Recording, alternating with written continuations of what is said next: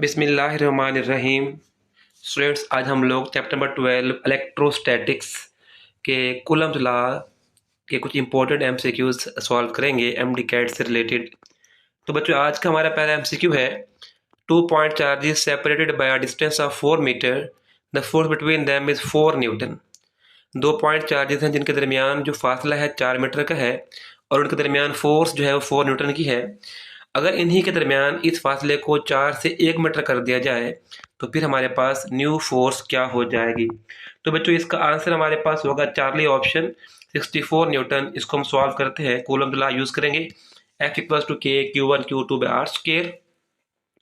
अब हमारे पास पहले चार्ज के लिए, क्योंकि हमें डिस्टेंस गिवन है, तो पहले चार्ज के लिए in term of distance formula बन जाएगा F1 equal to 1/r1 square, और सेकंड के लिए F2 equal to 1/r2 square, क्योंकि हमारे पास फोर्स और डिस्टेंस का रिलेशन ही गिवन है। तो हम जब दोनों फोर्सेस के रेशियो लेंगे तो फार्मूला बनेगा F1/F2 r2 square by r1 square.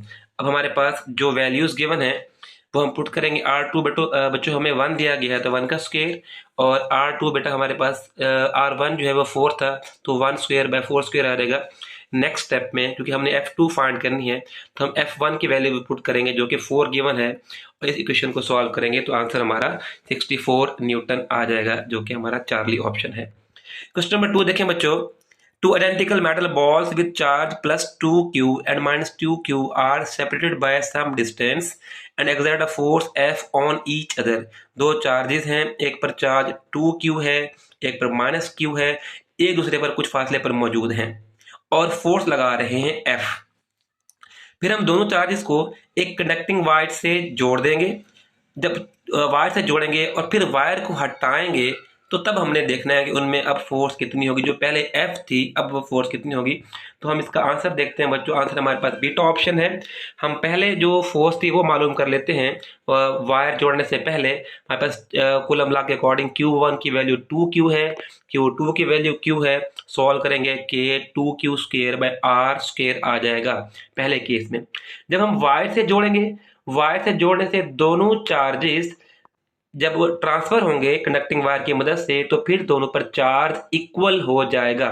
जब दोनों पर चार्ज इक्वल हो जाएगा तो मतलब उस चार्ज को फिर हाफ कर देंगे, क्योंकि दो हमारे पास सफेयर है तो 2Q प्लस Q बाय 2 करेंगे तो Q बाय 2 जो है वो चार्ज हर एक सफेयर पे आ जाएगा।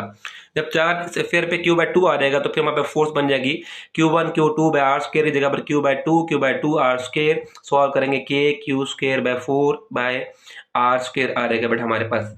अब हम इसको जब सॉल्व करेंगे तो जो ये जो 4 है क्यू स्क्वायर बाय 4 वाला वो 4 नीचे आ जाएगा, और इसको मजीद सॉल्व करेंगे तो K q square by are square जो है वो ऊपर F के बराबर है, तो ये बनेगा F बाय 4। हमारा जो चार्ली ऑप्शन है वो हमारा यहाँ से, सॉरी बीटा ऑप्शन जो है वो यहाँ से करेक्ट होता है।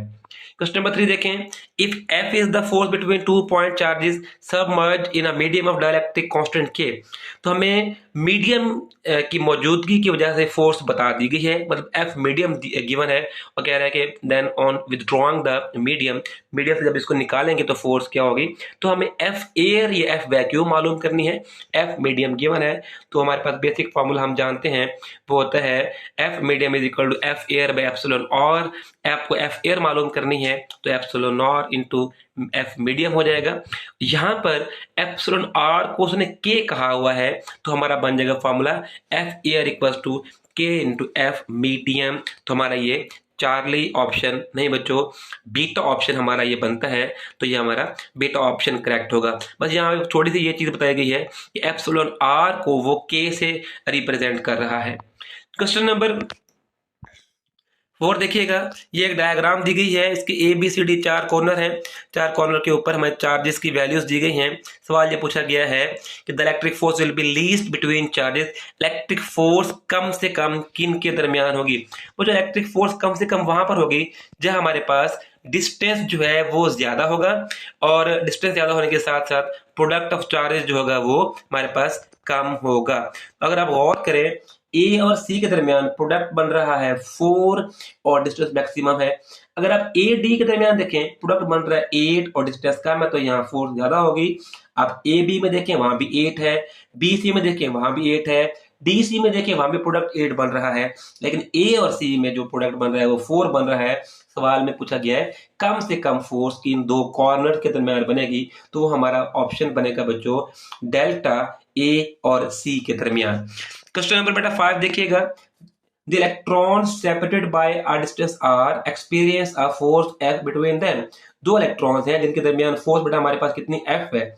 The force between a proton and a singly ionized helium atom separated by a distance 2r is। पहले बताया गया दो इलेक्ट्रॉन के दरमियान फोर्स F है, फिर बता रहा है एक प्रोटॉन और सिंगली आयोनाइज्ड हीलियम एटम के दरमियान डिस्टेंस 2r है। तो फोर्स बताइए। आंसर चेक कर लेते हैं बेटा। आंसर हमारे पास डेल्टा ऑप्शन है। करेक्ट को सॉल्व करते हैं। पहले हम इलेक्ट्रॉन्स के लिए इसको सॉल्व कर लेते हैं। Q1 भी E के बराबर है, Q2 भी E के बराबर है, तो फॉर्मूला बनेगा Ke²/r²। अब इसको हम लोग हल करेंगे प्रोटॉन और हीलियम आयन के बारे में। हीलियम को जब आयोनाइज किया जाता है तो उसमें भी चार्ज 1e आ जाता है। हीलियम He+2 होता है, तो आयोनाइज होगा तो एक इलेक्ट्रॉन चला जाएगा तो प्लस ई ही बचेगा। इसका मतलब प्रोटॉन पर भी प्लस ई चार्ज, सिंगली आयोनाइज हीलियम पे भी प्लस ई चार्ज, तो फॉर्मूला बन जाएगा E²/डिस्टेंस 2r दिया हुआ है, 2r का स्क्वायर। तो सॉल्व करेंगे बच्चों तो F' F/4 ही आएगा, डेल्टा ऑप्शन। क्वेश्चन नंबर 6 देखिए, how many electrons will have a charge of 2 coulomb. तो बेसिक सा सवाल है बेटा हमारे पास। इसका आंसर देख लेते हैं। आंसर चार्ली ऑप्शन ठीक है। एक्सप्लेनेशन के लिए हम लोग बेटा फॉर्मूला यूज करेंगे Q=NE हाउ मेनी, मतलब हमें नंबर ऑफ इलेक्ट्रॉन्स मालूम करना है, n फाइंड करना है, तो N=Q/E हो जाएगा। Q बेटा हमें 2 कॉलम दिया गया है, E हम जानते हैं 1.6 × 10⁻19 कॉलम होता है। कॉलम से कॉलम कैंसिल होगा, सॉल्व करेंगे तो 2 × 6.25 10⁻18 आ जाएगा, और इसका जो आंसर आएगा वो आएगा 12.5 10⁻18, चार्ली ऑप्शन। क्वेश्चन नंबर बेटा हमारे पास 7, two charges are placed a certain distance apart in air। दो चार्जेस कुछ फासले पर हवा में मौजूद हैं।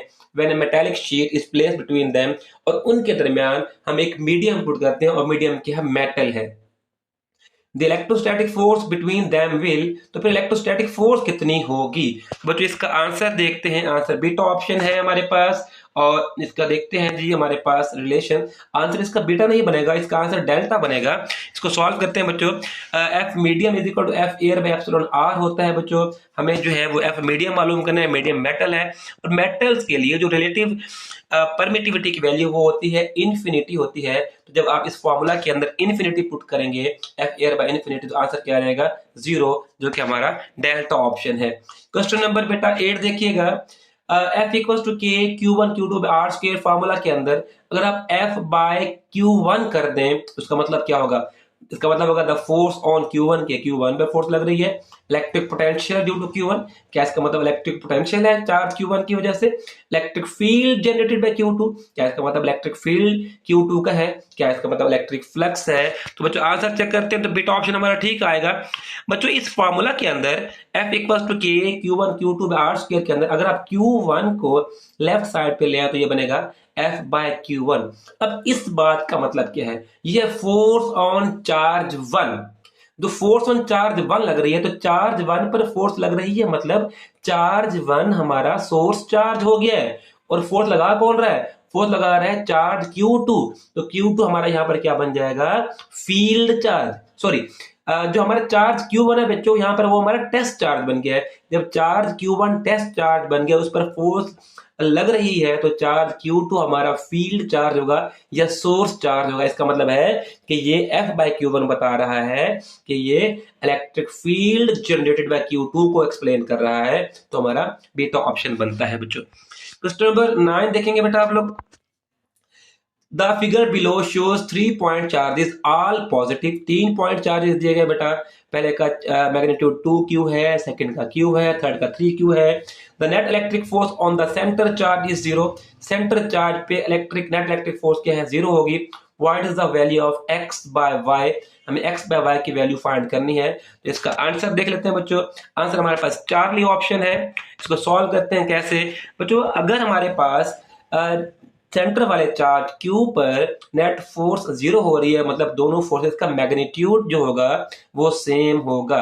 अगर हम 2Q और Q के दरमियान फोर्स मालूम करें तो वो होगा K 2Q cube x square. फिर हम Q और 3Q के दरमियान फोर्स मालूम करेंगे तो K Q 3Q by y square. और इस पूरी इक्वेशन को सॉल्व करेंगे, K से K कैंसिल, Q से Q कैंसिल और Q स्क्वायर से Q स्क्वायर कैंसिल हो जाएगा, तो हमारे पास इक्वेशन बनेगी 2 by X square 3 by Y square. Further solve करेंगे, X square by Y square cross multiply करके 2 बाय 3 आ जाएगा, एक्स बाय निकालना है एक्स बाय वाई, तो taking square root both side, तो 2 बाय 3 का रूट हमारा आंसर आ जाएगा। क्वेश्चन नंबर बच्चों देखिए 10, हमारे पास 4 डायग्राम्स दी गई हैं। 4 डायग्राम्स में से सवाल ये पूछा गया कि कौन सी करेक्ट आपको इंफॉर्मेशन दे रही है, तो बेटा आंसर हमारे पास क्या है, बीटा ऑप्शन। अच्छा, इसको किस तरह से एक्सप्लेन किया जाएगा, पहले डायग्राम में दोनों चार्जेस पॉजिटिव हैं तो एक दूसरे को उनको क्या करना चाहिए बच्चों, रिपेल करना चाहिए, दोनों एरो एक दूसरे से अवे होने चाहिए, लेकिन ये एक ही डायरेक्शन में है तो ये जस्टिफाई नहीं कर रही डायग्राम पॉजिटिव पॉजिटिव को। बीटा डायग्राम में एक चार्ज नेगेटिव है दूसरा भी नेगेटिव है, तो फोर्स ऑफ रिपल्शन को बिल्कुल ठीक जस्टिफाई कर रहे हैं, एक दूसरे से अवे मूव कर रहे हैं, तो ये हमारा करेक्ट आंसर है। चार्ली ऑप्शन में देखें, एक प्लस एक नेगेटिव, तो ये तो अट्रैक्शन होनी चाहिए, चार्जेस को एक दूसरे की तरफ मूव करना चाहिए, एरोस एक दूसरे की तरफ होना चाहिए, जो कि यहाँ पर नहीं दिए गए। सेम डेल्टा केस में भी यही है बेटा। क्वेश्चन नंबर 11 देखिए। अच्छा, ये क्वेश्चन नंबर 10 की एक्सप्लेनेशन। क्वेश्चन नंबर 11 देखिएगा बच्चों, two electric charges originally 4 centimetre apart are brought closer to each other. दो चार्जेस के दरमियान पहले फासला 4 सेंटीमीटर था, उनको एक दूसरे के करीब लाया गया और जो फोर्स थी जो पहले के मुकाबले में जो भी थी वो 4 टाइम बढ़ जाती है, तो बताइए how much they separated now, तो उनको कितने आप करीब लाए हैं। इसके लिए बेटा हम फिर कूलम लॉ यूज करेंगे। आप कूलम लॉ के अकॉर्डिंग आपको पहले एक सवाल में फार्मूला बता चुके हैं, तो आपने यहाँ दोनों फोर्सेस के लिए रेशियो फर्स्ट कर लेते हैं, पहले फोर्स F है और बाद में फोर्स 4F हो गई, तो F बाय 4F हो जाएगा।